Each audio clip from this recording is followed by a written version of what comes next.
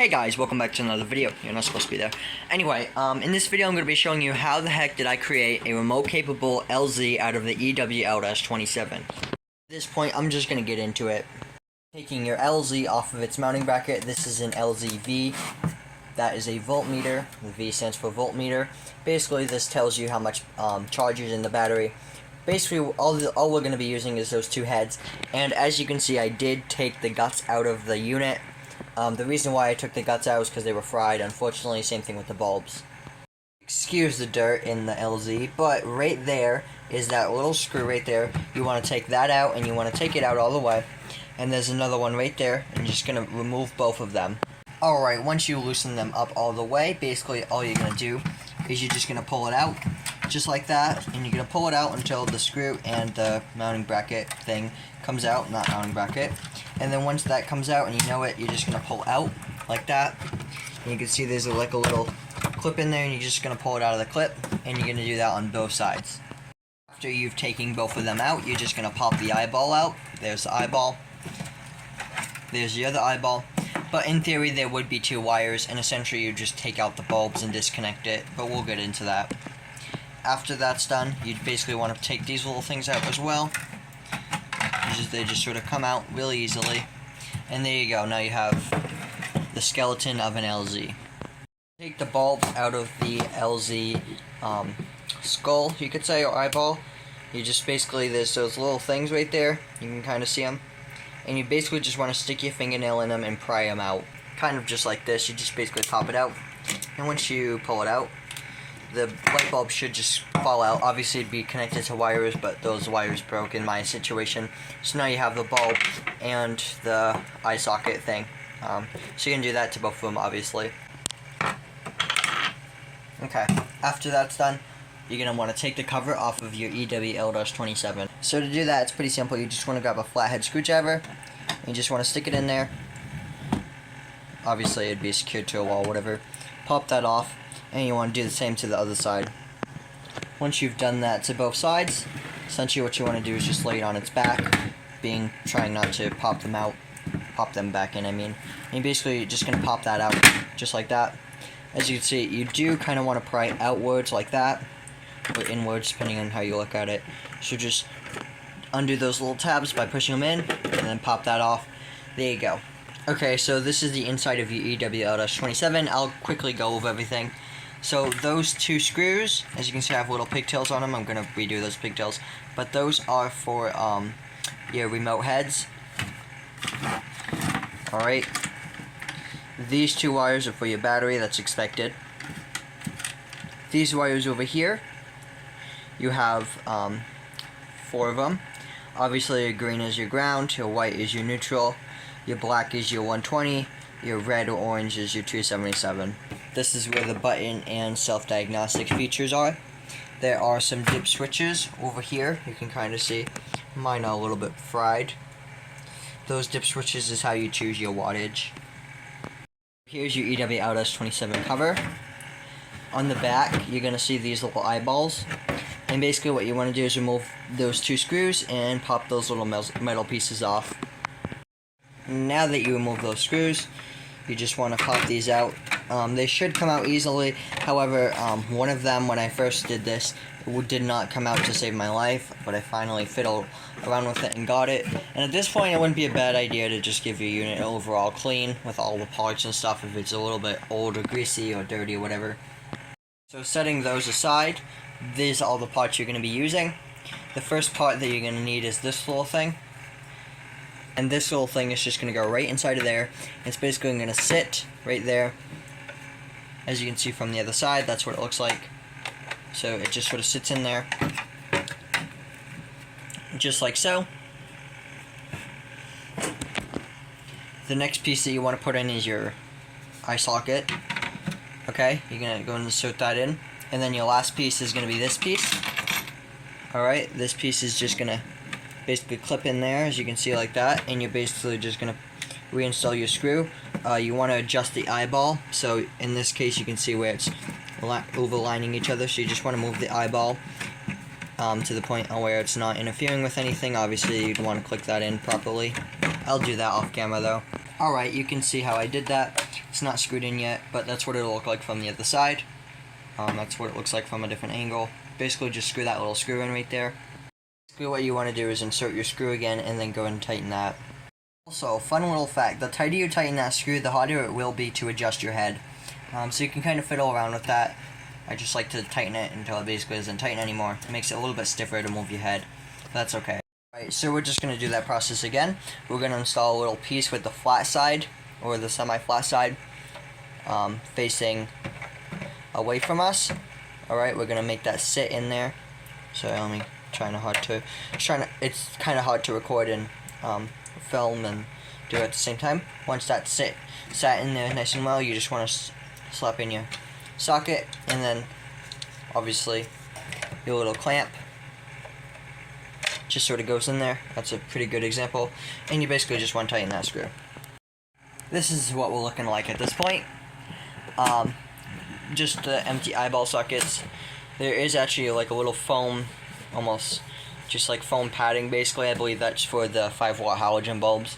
That way it doesn't destroy the plastic. So here are the bulbs that I'm using. This is very jerry-rigged. That's okay. It's great value. 12-volt landscape light bulbs. They're not very good quality, but they're not the worst. They are 12 volts. This unit does work off of 6 volts, but as long as they're dimmable or have dimmable capacity, they will work, which these bulbs work with the 6-volt power supply. But in theory, you would just use these 5-watt halogen bulbs, or sometimes they're like 10. I think I've seen like 10-watt versions of these and 7-watt versions. So they come at different wattages depending on the brightnesses of your LZ. But you can basically use whatever bulb, especially if it's a 12-volt LZ or EWL-27 that runs off of that supplies 12 volts. Editing me here, and I don't even think that a 12-volt EWL-27 exists. I feel like it wouldn't have that model number either way. Then you could get away with different bulbs, but as long as your 12-volt bulb has dimming capacity, it should work.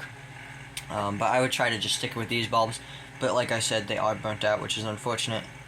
Alright, after I told you kind of how they work and what bulbs to use, you basically just want to insert these wires in that little hole back there.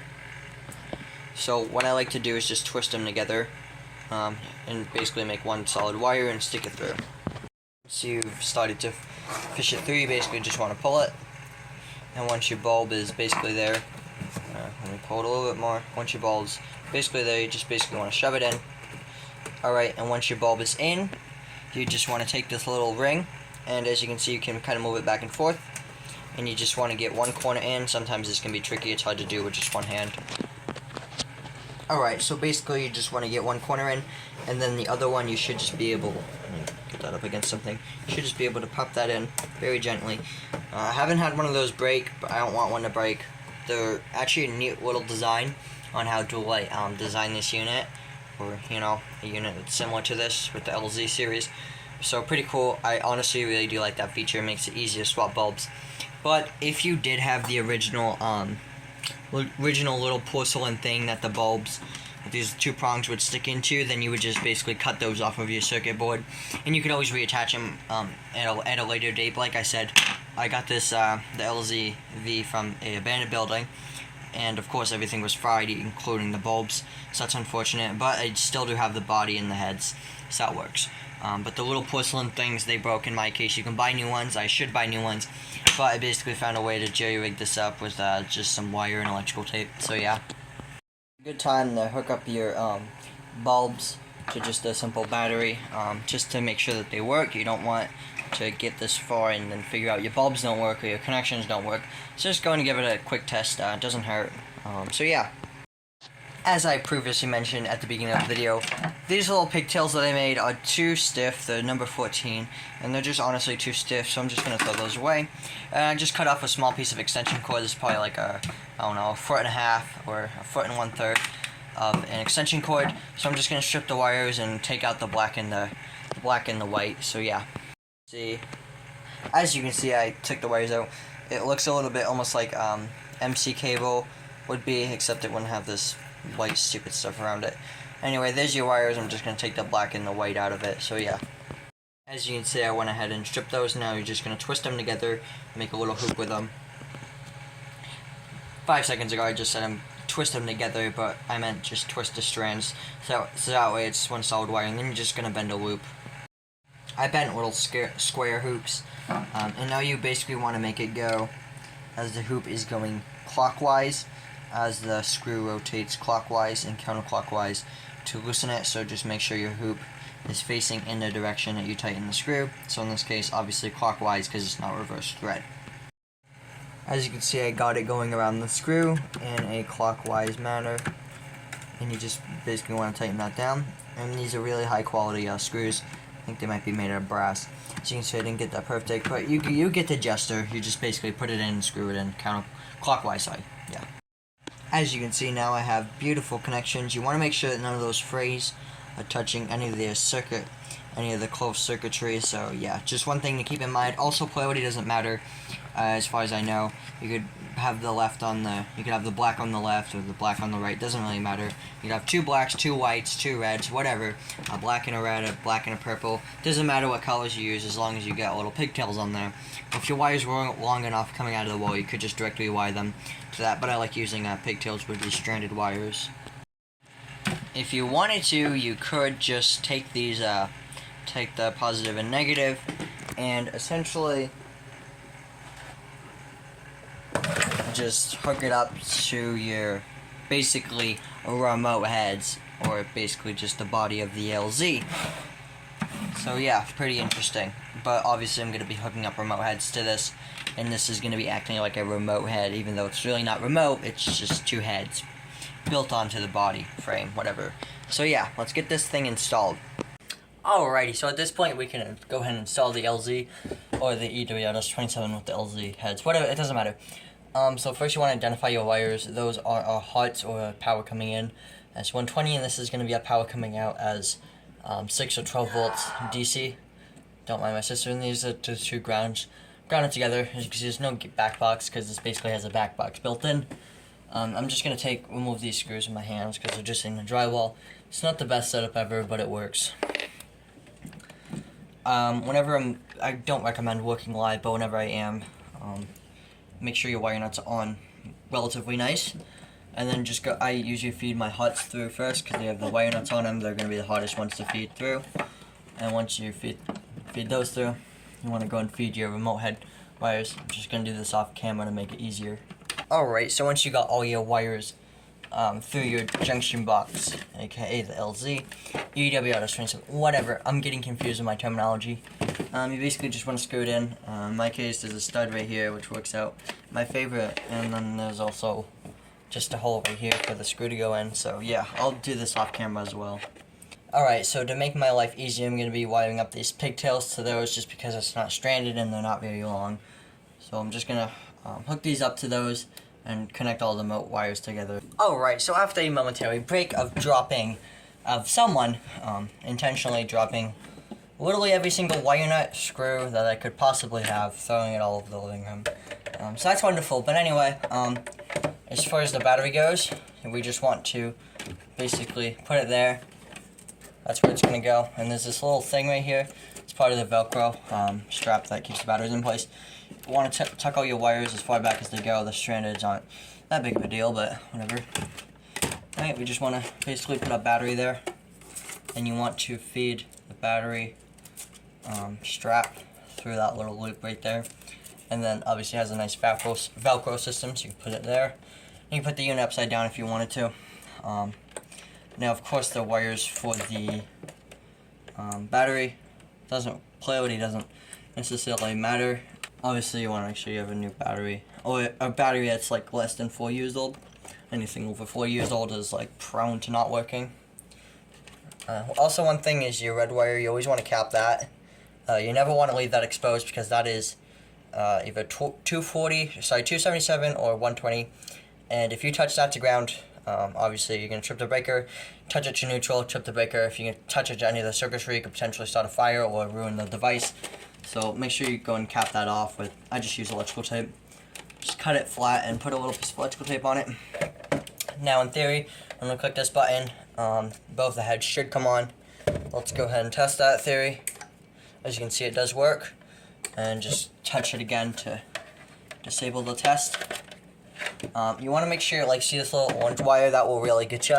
So you basically just want to tuck that in, being careful not to touch all the circuitry, because you may get a little shock or fry something. Basically you want to make sure the unit is facing upright with those two little tabs. Those go upwards. So basically tuck all the wires in there, line that up on the top. Again, push your wires in. Make sure there's no wires coming out from any side. Slap that on there, and you are done. Obviously, adjust your heads. This is an odd place for an LZ. Part one of the heads is typically placed right there. The other one is down here in this application. Go and hit your button. Test everything for the last time. As you can see, that is shining awfully nice. Beautiful. Going over here. Nothing has changed except I took that one off, but that one is still going nice and strong, so you know everything's wired correctly after you tested all your remotes. So yeah, there you go. Hope you guys enjoyed this video. I'll catch you in the next one. See ya. Bye.